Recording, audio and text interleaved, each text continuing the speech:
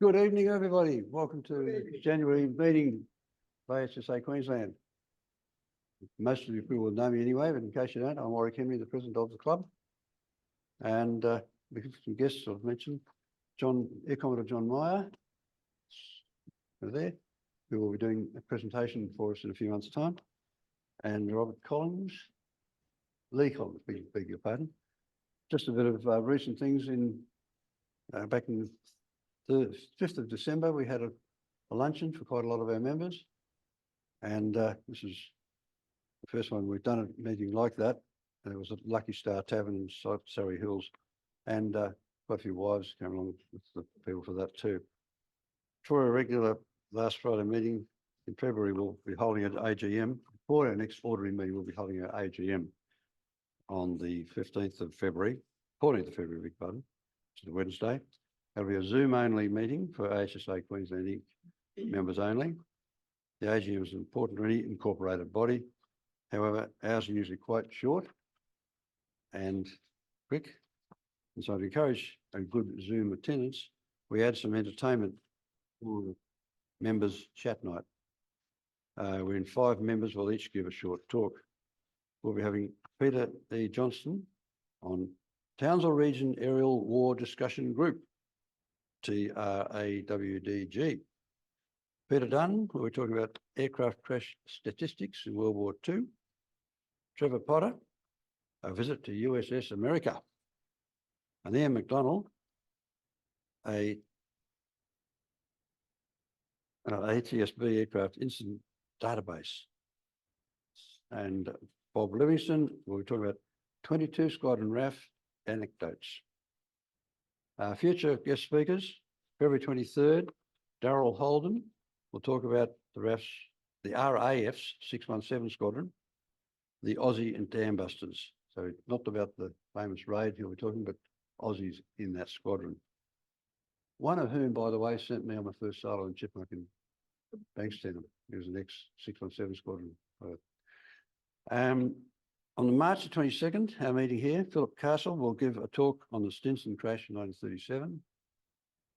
And note the March meeting will be on the 3rd Friday instead of the last to avoid a clash with Easter. And on June 28th, Air Commodore John Meyer will present RAF Flying Boat Experience. I'm looking forward to that, John. And further, in October, Matt Denning, we're giving an update on building a boomerang for Kermit Weeks. I don't know, probably most people have heard of Kermit Weeks, but if you haven't, he's got an enormous aviation museum and flying stuff in the middle of Florida.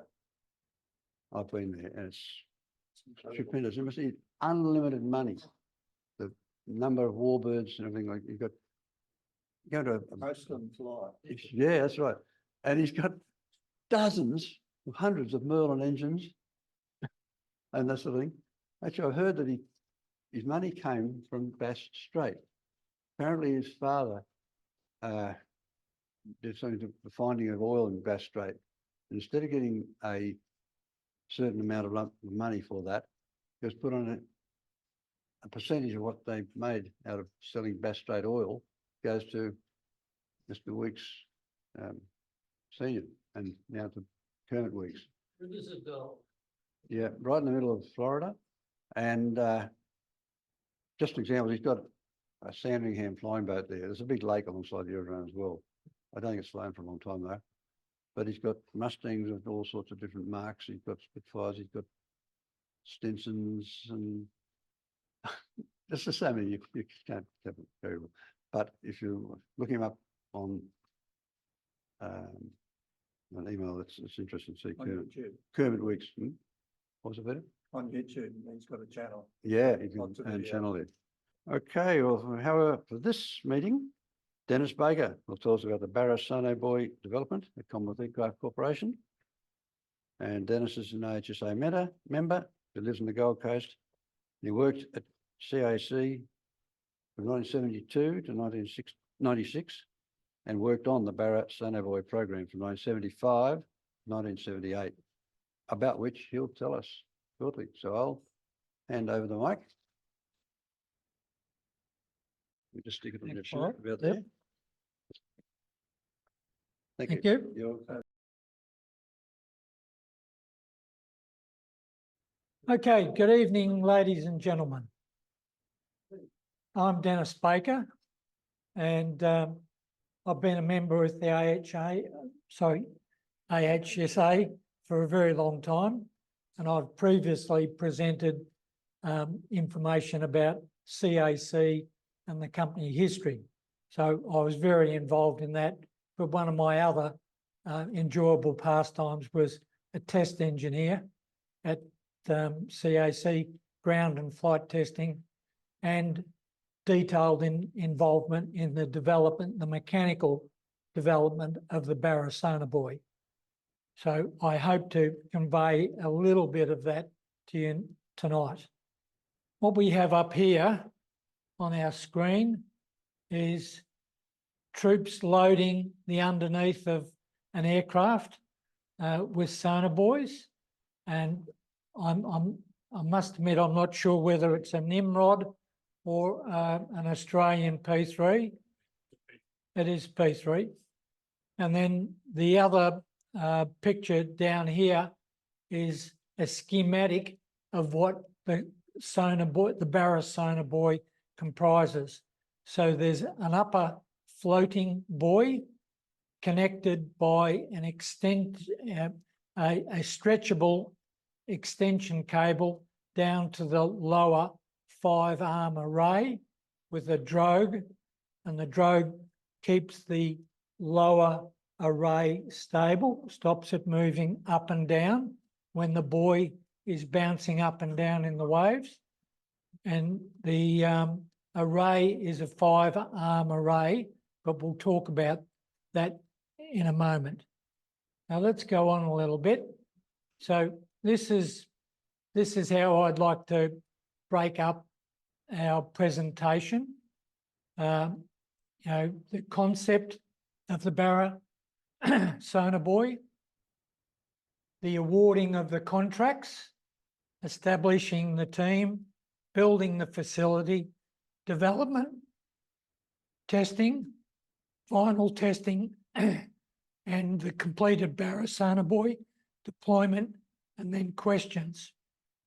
So I started my time at CAC as a cadet engineer in the structures department in 1972. I was 19 and 10 months and fortunate enough to get the opportunity to be a cadet engineer in the company.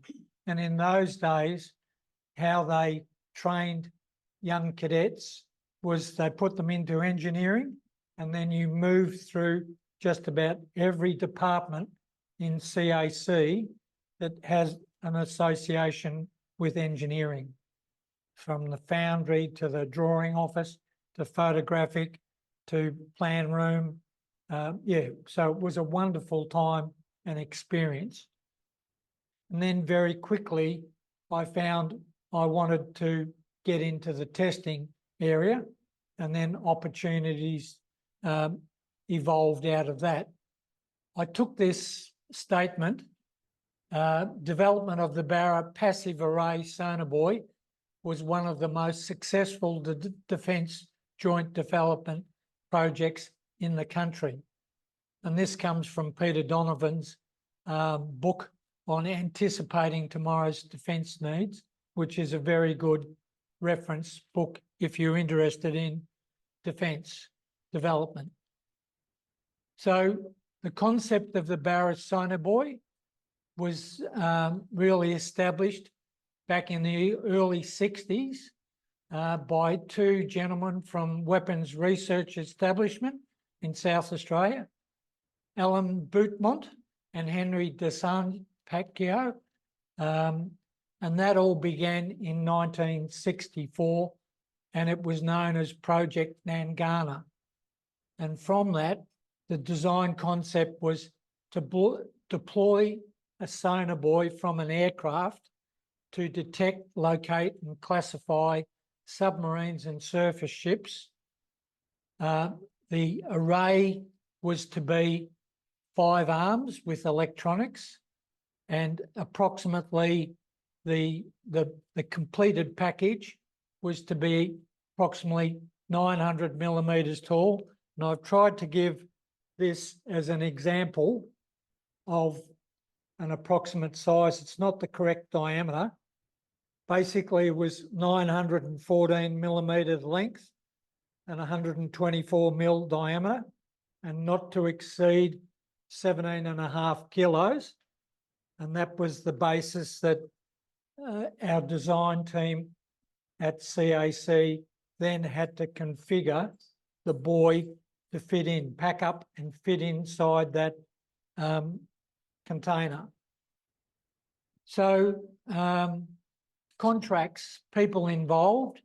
So we had CAC looking after the mechanical development, AWA Defence Industries looking after software, and the CMI development, which was a ground-based avionics development tool, and then EMI in the UK, who developed the Sonics processor, commonly called the AQS 901, which is the item that then was installed by CAC into the P3C Orions at Edinburgh.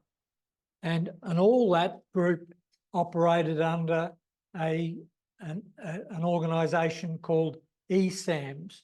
I haven't put that up there. I just neglected to put that in. And that was the overall management structure of the group of these contractors. And so the team, we had mechanical engineers, electronic, electrical and testing. And I actually found an old picture of me sitting in my test department office back in the 70s. And then this was a present day picture of CAC with all the development. But over here is the original setup of CAC, GMH, ARL, the airfield, and or Fisherman's Bend in general. And unfortunately, in the close down of CAC and Hawker de Havilland, Victoria, there was a very large test tank, above ground freshwater test tank, and I struggled to find photos, even drawings of all that now. Just searching everywhere, I couldn't find that, but I have some nice pictures of the tank itself. So that was our team of people. And this is the picture of the above ground freshwater testing facility. So it was 30 feet diameter, 30 feet deep, and largest freshwater tank, above ground tank in the southern hemisphere. And most times it was so clear, it looked like it was empty. And it was painted white inside so that we used Kodak 16mm cameras to film at windows at 10 feet drops down so that we could film the operation of the Sonobuoy as it projected out of this cylinder in the water. And then we could read those films and work out how quickly the elements of the operation functioned as part of the development. It also had a moving gantry that we could hand crank across the tank to then stand on a little platform, drop the Sonobuoy in, and in this picture you see the upper part of the buoy floating and the drogue down underneath. Unfortunately, it's too difficult to see the 5 arms underneath, but we did hundreds of deployments of the buoy in that tank during the testing development. From there, after we developed the buoy, we then moved to a sinkhole development, which was called Kilsby's Hole in South Australia, near Mount Gambier. Sorry about the spelling of Mount Gambier. I just noticed that now. But this top picture is what the sinkhole looks like today. And this lower picture is what it was like in the days when we operated there. And this facility was a floating like tunnel called REFLIP, Weapons Research Establishment Flipper. And it was a facility. This is sort of a sketch of REFLIP.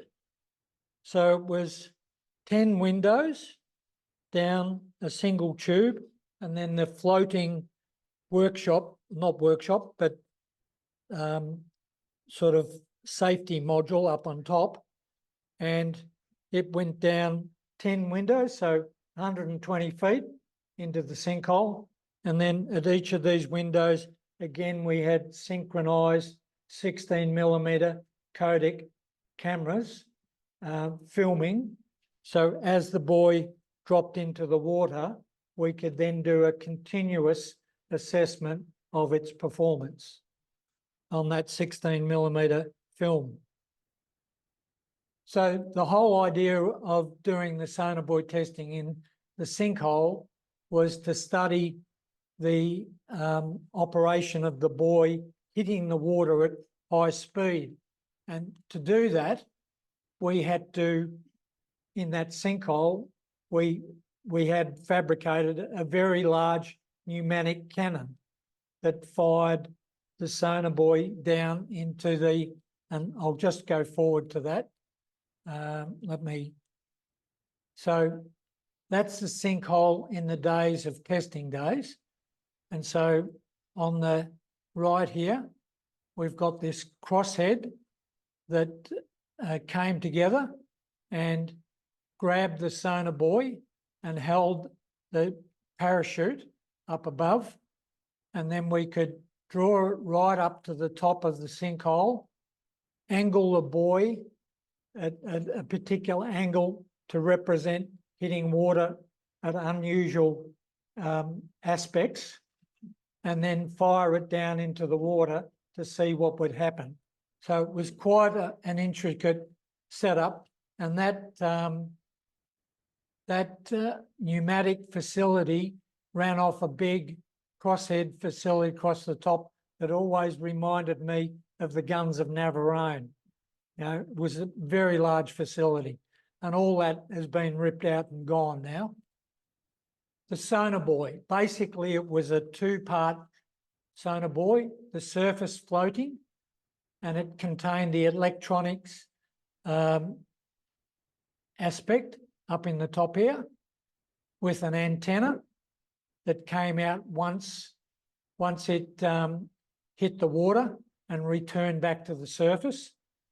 And then inside that was wrapped up this suspension cable that then was wrapped up all in the centre here. And it went down and connected to this compass area that attached to the 5 arms. And so that's the compass, and then the 5 arms, and each of the arms had 5 segments with hydrophones on each segment, and they all slid inside each other to fold up into that position there, and then attached to what we call the piston up in the top part of the canister. And so when this lower array was connected to the surface float, it had the drogue, the hydrophones, and the compass. So when the Sonobuoy hit the water, it then pushed this bottom part up, sealed the piston up against a diaphragm that was up in the top part of the cylinder, and then fired a gas bottle that then caused the piston to then power down and lock into locking rings in the bottom of the canister that were machined in the bottom. And as the buoy then dropped down, it had a large weight on the bottom called a ballast weight made out of brass. And that forced everything down, caused the arms to lock. And each time the arms would lock, they would shear part of a shear pin that was up on the top here of each arm attached to the piston.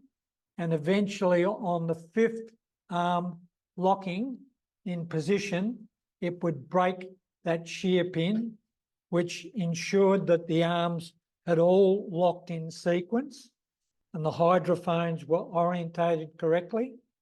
And then that deployed down in quite a steep cone. And then as it got to the end of its flexible cable, it then deployed out. And as the arms deployed out, it dropped off the ballast weight that was down in the bottom, attached to the compass. And that ballast weight dropped into the ocean or the sinkhole. And then the arms deployed and the drogue popped up, this drogue here.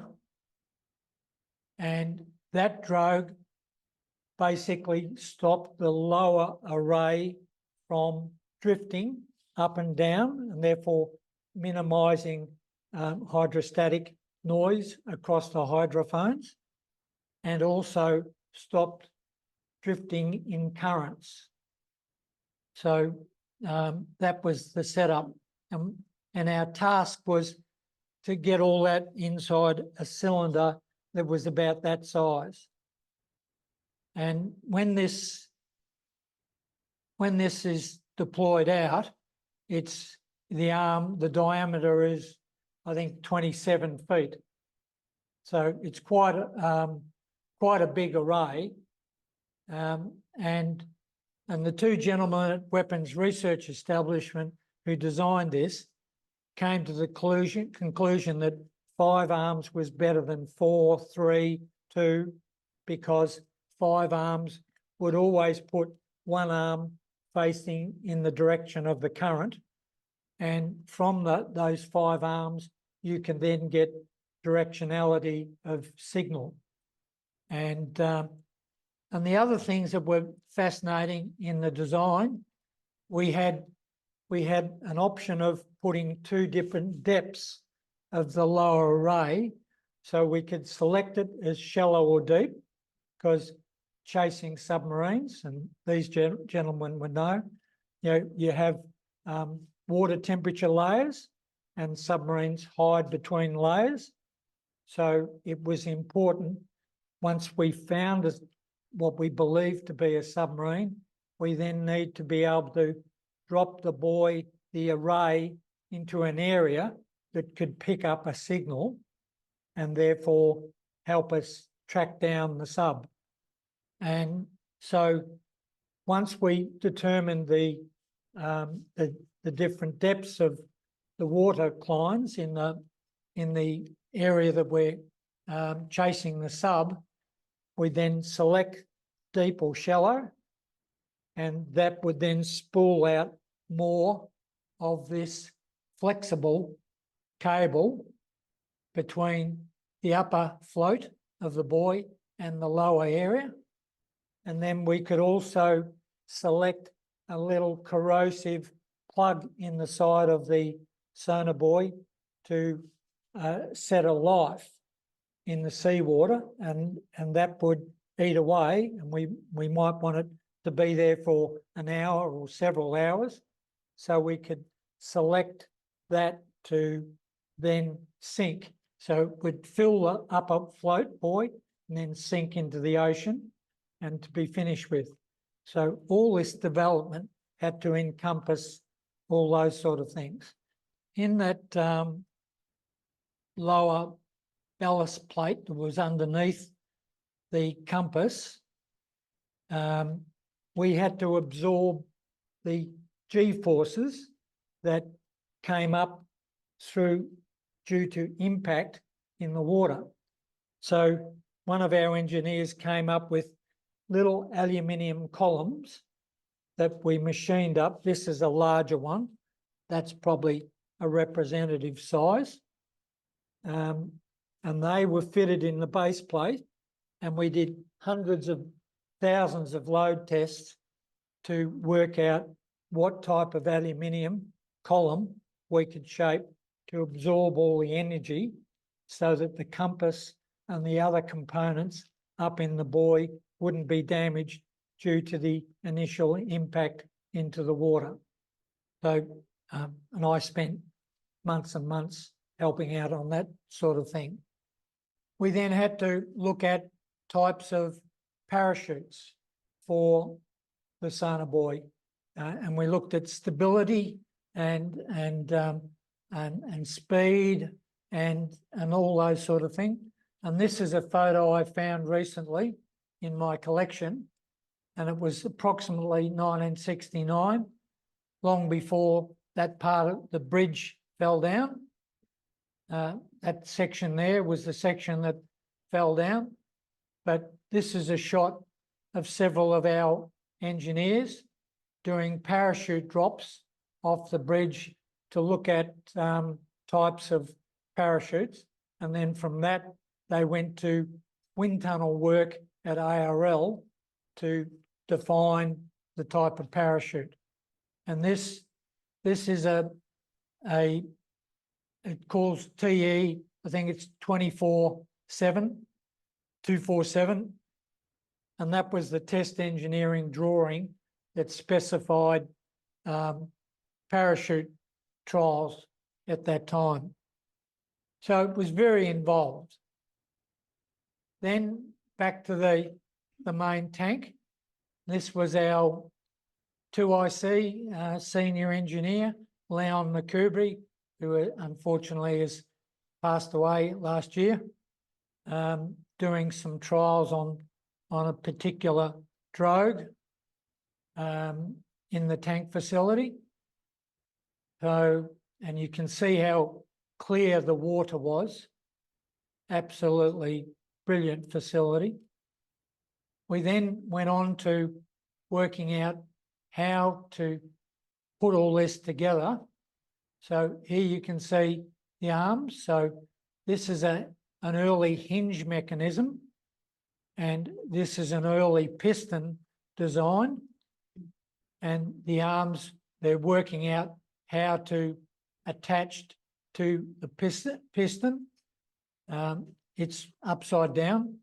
And then this particular centre shot is from the internal of the tank, and it's the Sonobuoy going through its procedure of activation down into the tank.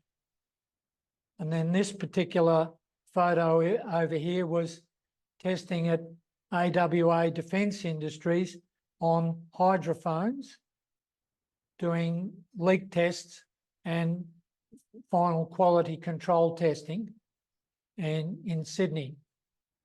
Back to the Kilsby sinkhole.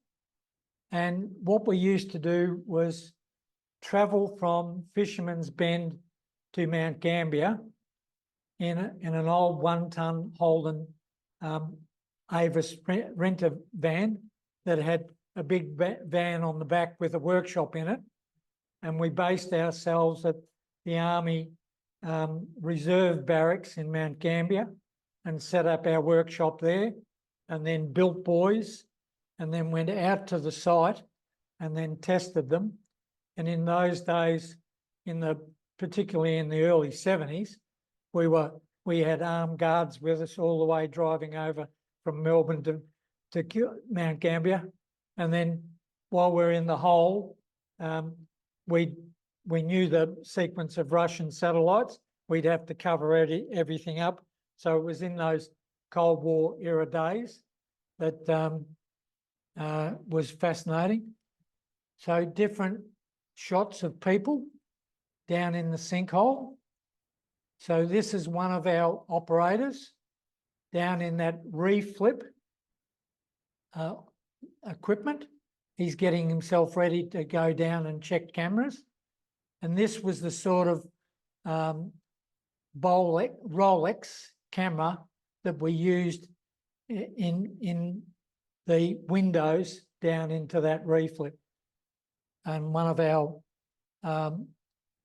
senior cameramen, I can't remember his name, unfortunately.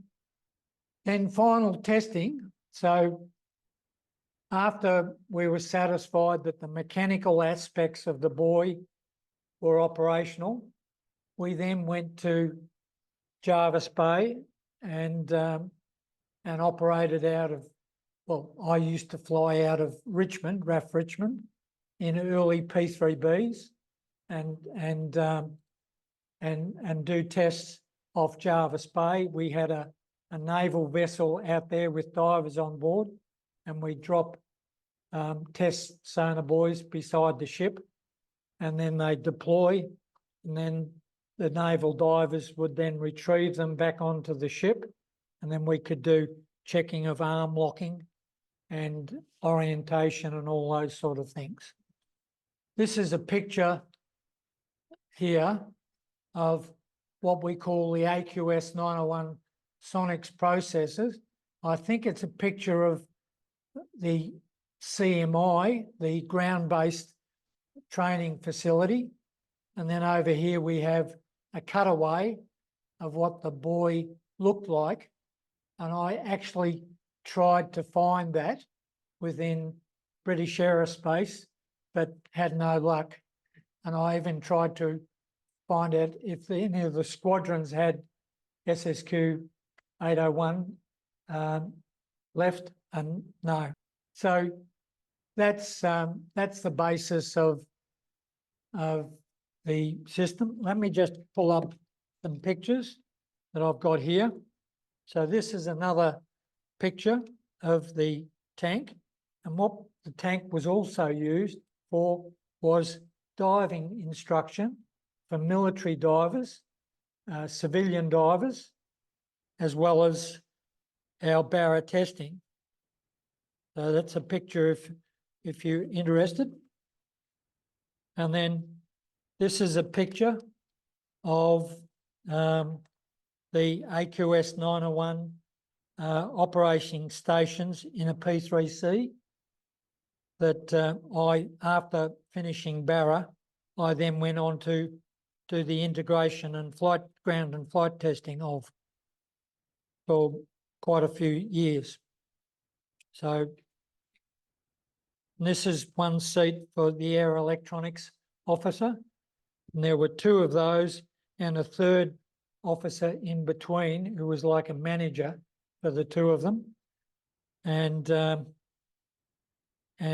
that's how all that was processed and looked at by the trained air electronics officers.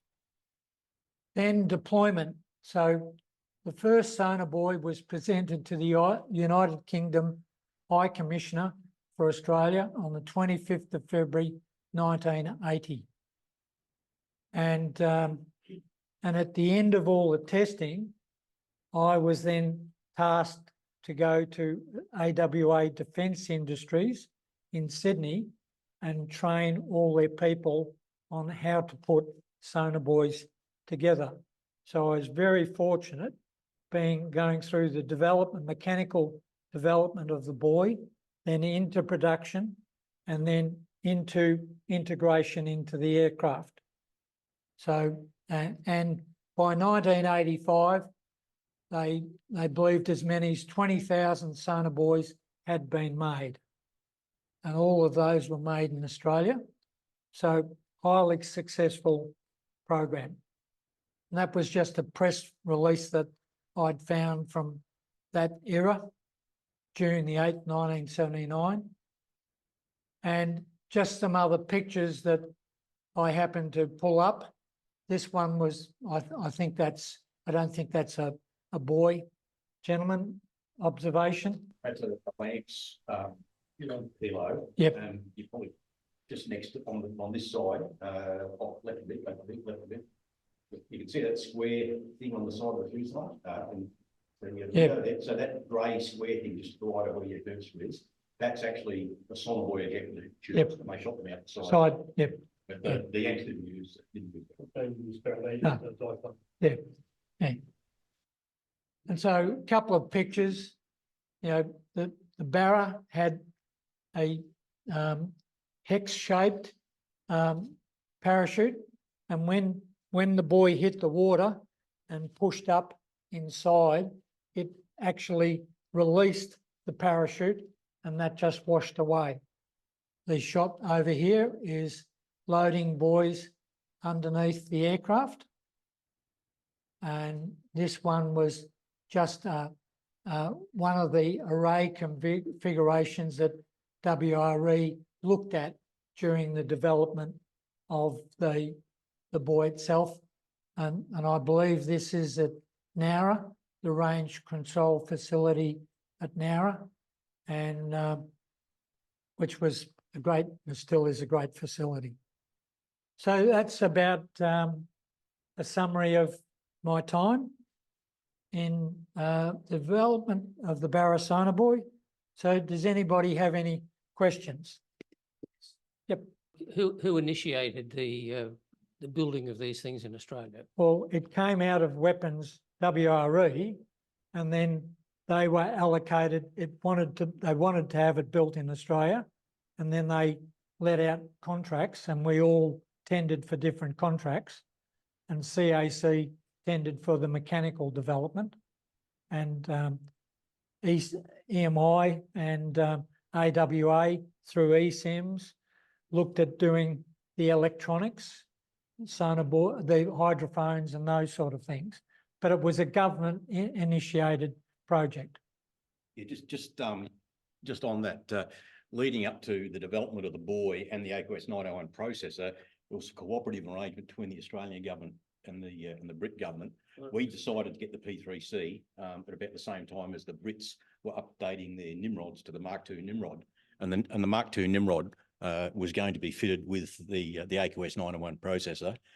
We then had that same processor then retrofitted to our P3C, so we had them delivered without the American stuff, major hardware modifications to get it in. So the deal was that we were the only operators, the Brits and Australians, to operate the AQS 901, and part of that deal was also that the AQS 901, in addition to all the other in-service Sonobuoys that we're using, would also be able to operate the Barra buoy as well.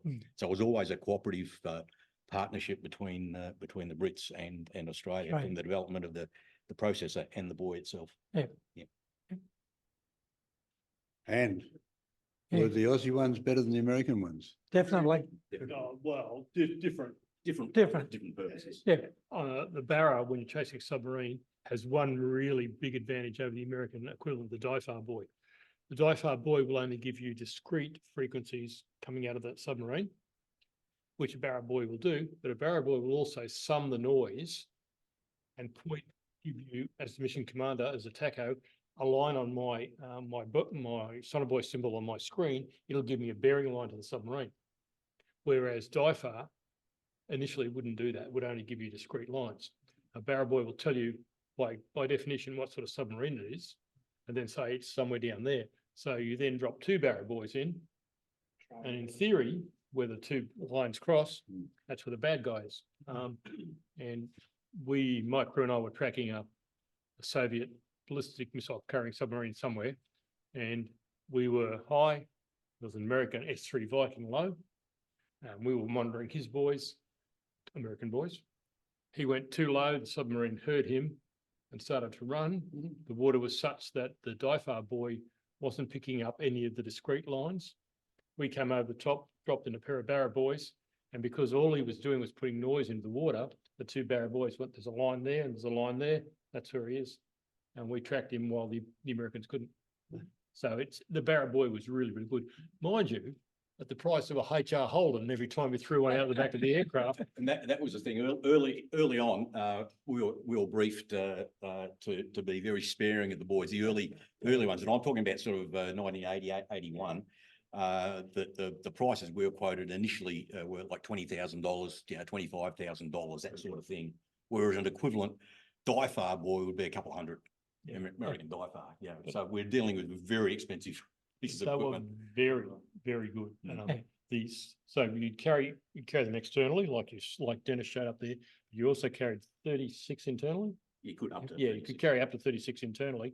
And that meant that one of the sergeant operators down the back, Or the flight lieutenant. or the flight lieutenant, would have to take it out of the tube, out of the racks, put an activating device to shoot it out of the aeroplane into the hole in the aeroplane on an angle like that, lock it all up so the tacho can then punch it. And while he's doing this, the pilots are doing this with the airplane. So it was character building for the guys down the back because It was always good. it's a lot heavier than the other ones. Yeah, so 17.5 kilos, 35 pounds. We used to be, when you're lifting one of these things and the pilots think that rudder pedals are only footrests and you're at low level and you're bouncing around trying to get one of these out of the racks and then into the pressurized chute, it can be a bit of a challenge. Yeah. While he's trying to do that, the tacho is screaming at him to get the bloody Sonobuoy loaded because you wanted to get the submarine. Yep. But the other advantage out of the bearing that John mentioned, when you see it on the screen, and on the AQS 901, we were just monitoring displays that gave sort of more schematic schemes, whereas John had the tactical display with all the bearings going all over the place. The bearing lines off the barrel were rock solid. You could see them as the boat was moving along. You could see the bearing line just step along. Whereas Diafar, there it is, bang bang, there it is, and it sort of bounce around a bit. And, If you got a guy on a Barra, it was just shooting fish in a barrel. Yeah. They're brilliant boys, absolutely brilliant. But as I said, I was a bit expensive. even as a brand new pilot officer on the crew, at about the time these things were being delivered, I was absolutely in awe of the technology that you guys to get all of that hardware into a basic A-size tube. Yep. And the reason they had to have that tube, that was the standard A-size tube that all the other Sonobuoys were. So unless you're going to go completely redesigning the launching systems in the aircraft, it needed to be in that size tube. And amazing achievement. for you Yep. guys. Absolutely brilliant. Yep. And the Brits are using the same system that you had developed here. Yes, yeah. What about So other? they developed the processing side of it and the software, and we did the mechanical aspects here. I neglected to mention cold testing. So in that large tank, can we go back to the screen, Peter, please? So this tank building, as you imagine, 30 feet deep, the building was about 5 stories. At one stage, we had to also take into account cold Barra buoys because of cold soak at 25,000 feet.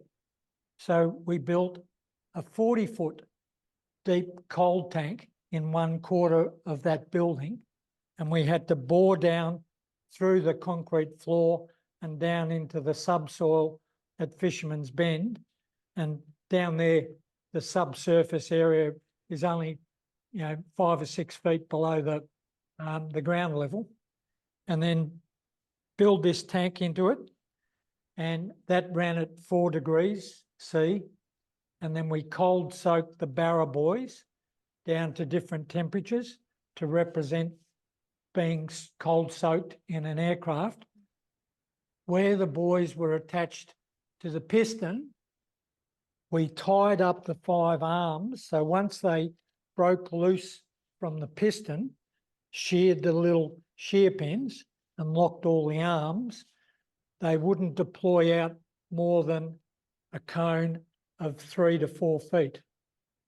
And the cold soak tank was 4 feet in diameter, and that's how we did the cold soaking tests to represent being in the aircraft, and that worked fantastic. So we're looking at each of these arms. So the 5 segments of the arm slid inside each other, and then they had these little serrations and air vents so that as the arm extended out, it locked into a cone, and we had to make sure those arms locked correctly so that when it deployed out, they wouldn't be loose and that the hydrophones would be positioned in their correct orientation. So that was another aspect of it to take care of the cold soak.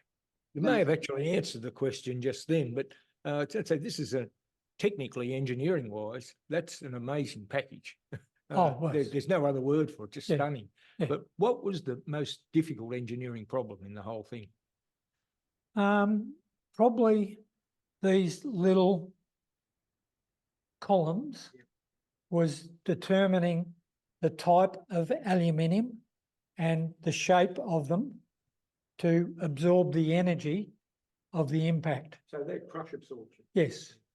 So the inner section would blossom out, like bloom out, as they compressed. And so they had to absorb the energy so that the inner casting, that was the compass, didn't get damaged and the rest of the equipment didn't get damaged. To me, that was probably the most complex. So you tried a couple of different alloys, obviously. yeah. How many hundred? Oh, dozens. Yeah, that's what I thought. I was convinced there was a magician in there doing magic stuff. So we couldn't work out how this all happened and they work every time. Yeah. And I just mentioned to John now, it's only just occurred, the fact that you needed to cold soak test these things, the difference in the temperature for buoys mounted in the external chutes versus the buoys that are inside the aircraft at normal cabin temperature, the fact that we never even considered that it was an issue that we get some sort of difference in performance. It was just completely transparent. It's all magic. Yep. Was there a particularly low or high failure rate of these things in Not for service? these. Yeah. The biggest problem we ever had was actually not with any of the buoys, it was the bloody AQS 901 processor. We were using, the Brits designed a specific active sonobuoy. So these are passive, the cams buoy, which I'm sure Dennis knows about. It pings, gets an echo, like you hear in the World War II movies, right? Yeah. We elected not to buy cams buoys because we thought Barra was expensive, then cams was a crew member's kidney every time you drop one out of the aeroplane, sort of thing. We used diecast, the American SSQ 62s. There was a disconnect between the AQS 901 software to allow you to use the SSQ 62 diecast buoys. And it took us probably 18 months to solve that out because the Brits wouldn't use diecast. Their cameras buoys work perfectly. And we were trying to work out how to use American sonobuoys with the particular software in the AQS 901. Yeah. But once that happened, that wasn't a buoy fault. The buoys generally were, you know, you might say you carry 84 normally on a normal load. If you were doing a real mission, you might carry another 30 inside on top of that, and you'd use them all up. And if you had one failure, you'd be a bit surprised. Yeah. The biggest problem you had was you had to tell the groundies, the gunny, the armament crews, how long you wanted the sonobuoys to last. So 1, 3 or 8 hours, depending on what it was, the depth settings, and you had to make sure that was written and everyone understood. Otherwise, you know, you want a buoy that lasts 8 hours is not very good for a Barra buoy, but 8 hours for a Dyfar buoy is really good. You don't want to get them mixed up. Yeah, the buoys are really, really good. And like Lee said, we didn't even think of the coal soap. We just threw them out the back of the airplane. We knew these guys were going to make them properly. And of course, all these sonobuoys get dropped and they just stay there forever. Oh, they didn't all. They dissolve. They're only light metal. Yeah. Well, I guess the brass. Well, no, the little, there was a little sort of like a button in the side of the canister, and that salt water would attack that, and eventually it would eat through and then sink. Yeah. If it hasn't already gone to the end of its life that you've set it at, and if it's set at a particular life, it would then just self-destruct just by sinking. Yeah. The sea floor is littered with the thing. Yep. I suppose in experimentation, you did retrieve a few intentionally as part of the Yes. workup. In Kilsby's hole, the divers regularly would go down to 200 feet to pull up parts so that we could then look at each part to see how they survived being shot into the water to represent being dropped from 10,000 feet or 20,000 feet, whatever. Yeah. And at different angles. So that crosshead that I showed on the picture at Kilsby's hole, that could be twisted so that the buoy could go in at a very sharp angle to represent it hitting a wave, right? And therefore potentially damaging things. It was very complex, yeah. And what about the Russians and the Chinese? They got similar stuff? I don't think so. They don't have barrels. No. No, they actually used one of their ASW aircraft, the Bear F. It actually had a weird system. Wet on was it called? They actually used they dropped sonobuoys in the water, huge patterns of dozens and dozens of them, and the wet eye radar on the Bear, as it swept round, it would interrogate each buoy, and it'd get a ping hit of the signal from that buoy back, and that's how they sort of got their ranges. But honestly, don't know how effective it was, but they just had a different approach. Yeah. Now we have a question down here, Warwick. Yes, would you thanks, please?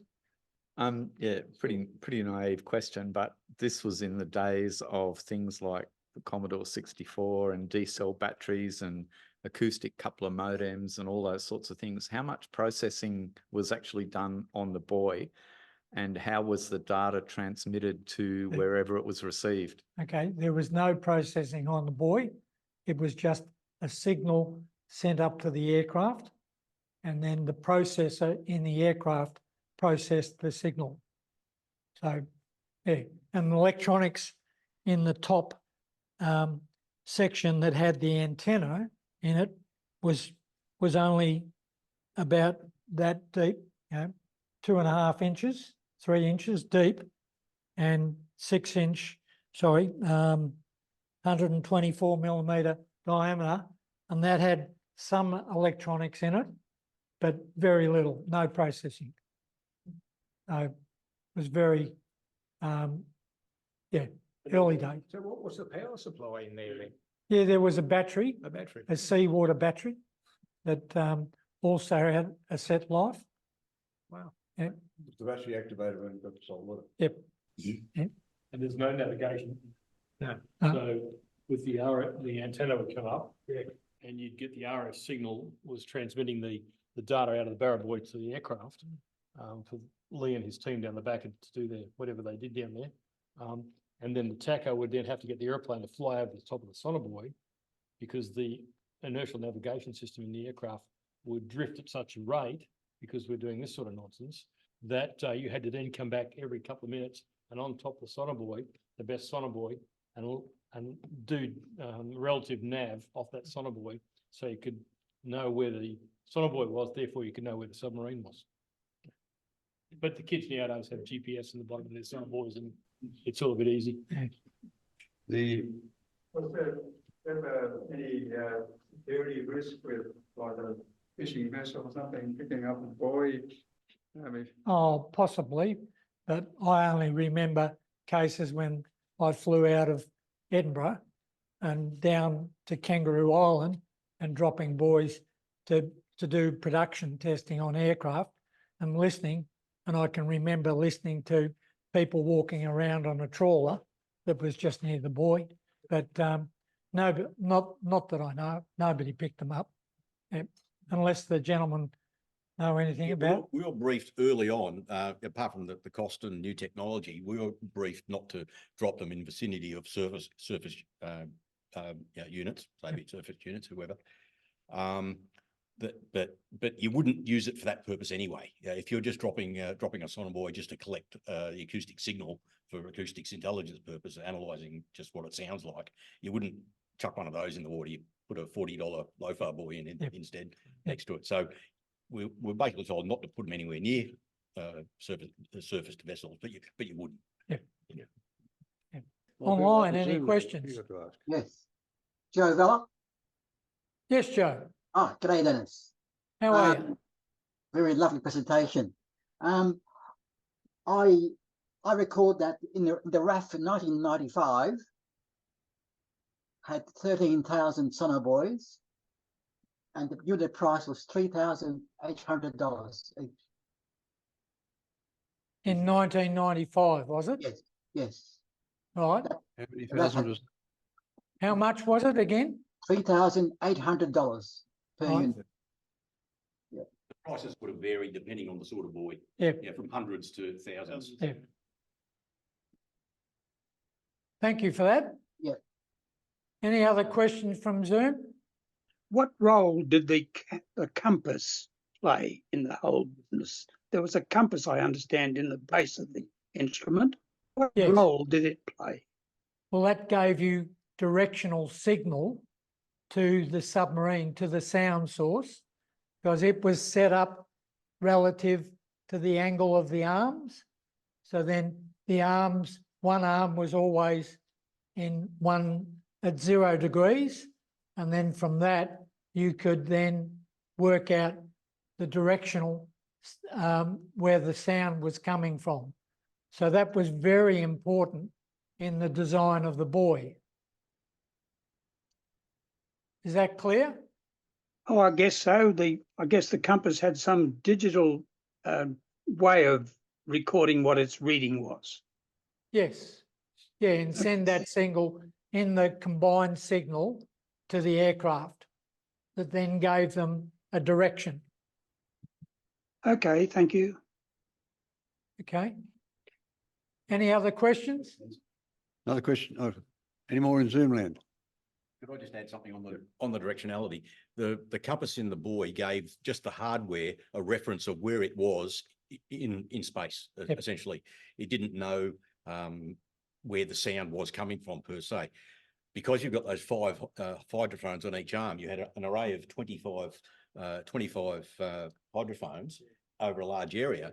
The sound would come in, and it's basically the opposite of a phased array radar. It was used what was called time delay beamforming, where the sound would come into the array and it would hit each hydrophone, a nanosecond difference in time.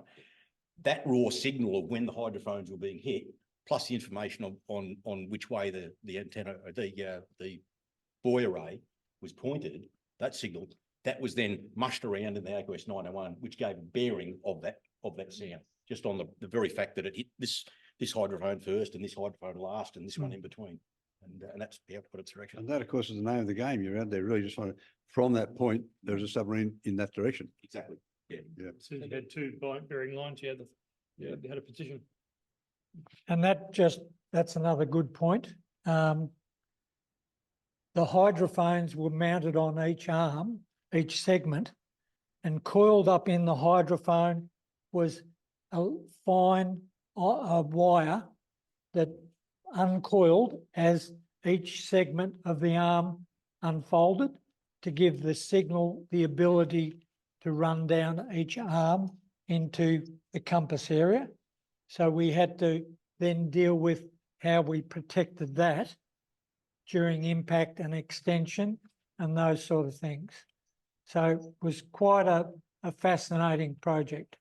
Yep. Slightly different question. With your Orions, you presumably had an inertial navigation system of one sort. Was it INS or IRS that you have in the? Oh, the gentleman. We started off with, on P3B, we had the ASN 2 or something like that. It was, you shoveled coal in the back of it and you used to get some sort of, notionally it was only an attitude heading and reference system. And with the P3C, it was the 42s, no, the 84s first, 84s, then 72. And they would just give you positional information that was pretty good. And then we started putting GPS into the aircraft, and we then used the GPS damping of the inertials to give you some sort of reasonable position. But when you were doing low-level ASW, because the aircraft is manoeuvring so much, you ended up doing a thing called TAC nav, which was a relative nav of where the Sonobuoys were, where all ships and submarines were, and where you were, and you didn't care where you were in space. All you cared about was where you were reference to a Barra buoy.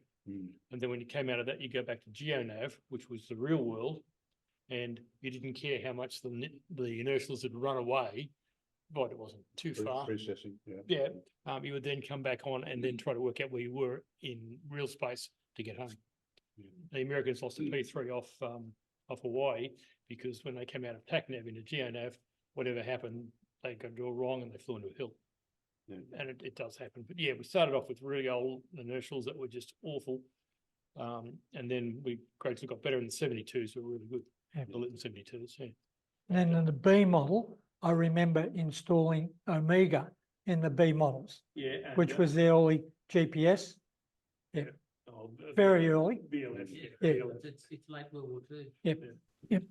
Yeah, and there's only one, there's a couple of black holes for Amiga.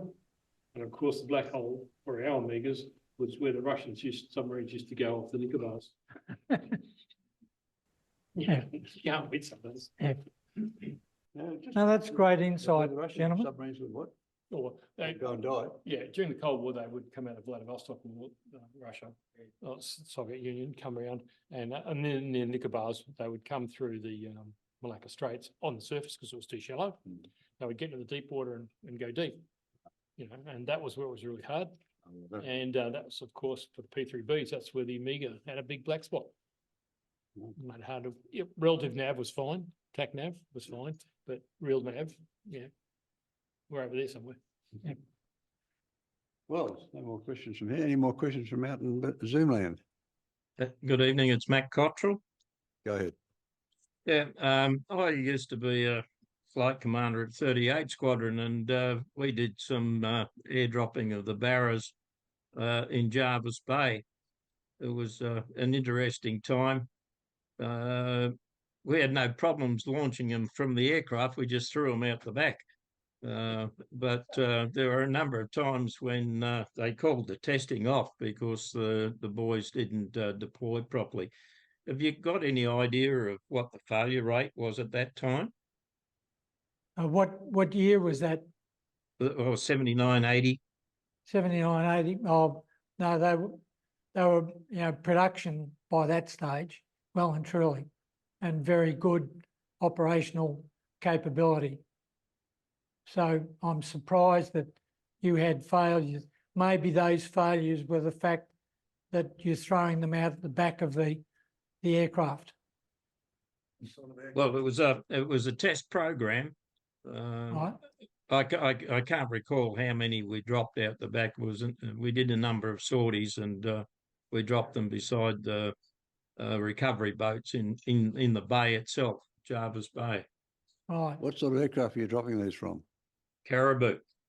Right. You did literally mean dropping you out of the back. That was the only way you could launch them. Yeah. A new sub-hunter, the Caribou. Thanks for the presentation. It was great. Okay, no worries. You've just reminded me of those early trial days off Jarvis Bay. We were operating using a P3B, and the Neptunes were still in service at that stage.